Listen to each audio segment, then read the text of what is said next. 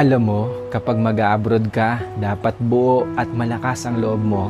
Dahil kung hindi rin lang buo at malakas ang loob mo, huwag mo nang ipagpatuloy pa. Kapag nang ibang bansa ka, dapat kaya mong lahat dahil marami kang kalaban doon sa pupuntahan mo. Nariyan ang lungkot dahil mapapalayo ka sa pamilya mo. Isa yan sa pinakamalakas na kalaban na pwedeng umatake sa'yo. Nariyan din ang takot. Takot at pagkabalisa kung maayos ba ang lugar na mapupuntahan mo. Maaari ka ring panghinaan ng loob dahil tanging sarili mo lang ang tutulong sa'yo sa oras ng pangangailangan mo. Pwede ka ding ma-depress dahil sa sobrang daming problema na darating sa'yo at lalo na hindi mo pa kasama ang pamilya mo sa tabi mo. Pagkawalan ng pag-asa na makakamit mo pa ba ang pangarap mo dahil kulang pa ang panggastos mo kaysa sa sinasahod mo.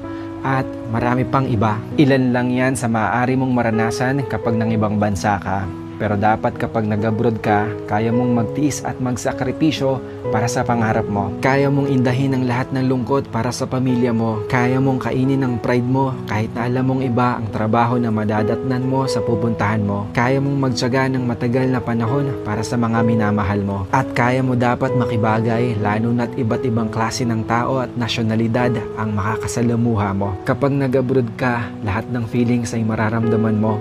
Minsan nga tutulo na lang yung luha mo nang hindi mo namamalayan. Pero isipin mo na pansamantala lang ito. Dahil sa pag-alis mo, nangangahulugan na may pangarap ka para sa sarili mo at para sa mga mahal mo sa buhay. Dalawa lang ang pwede mong kahinatnan sa ibang bansa.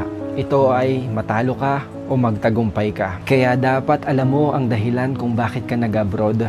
Hindi yung sinubukan mo lang dahil kung may dahilan ka, mas malaki ang tsansa na magtagumpay ka. Ang salitang abroad, masarap pakinggan lalo na sa mga taong hindi pa nakakaranas nito dahil ang nasa isip nila ay kapag nasa ibang bansa ka ay mapera ka o parang tumatay ka ng pera. Hindi porkit nag-abroad ay mapera na. Pagod at hirap ang katumbas ng bawat dolyar na iyong kikitain sa ibang bansa. Kahit sobrang nakakapagod, basta ang pamilya mo ay iyong mataguyod at mabigyan mo ng buhay na maginhawa kahit kapalit pa nito ay pangungulila. Kapag nasa abroad ka na, sobrang daming pagsubok ang iyong haharapin. Kaya dapat tibayan at lakasan mo ang loob mo. At isipin mo kung sino-sino ba ang mga inspirasyon mo kung bakit ka ng ibang bansa. Piliin mo ang mga taong pakikisamahan mo.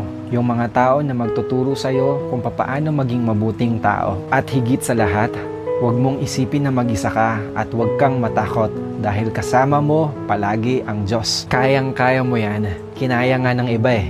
Ikaw pa ba?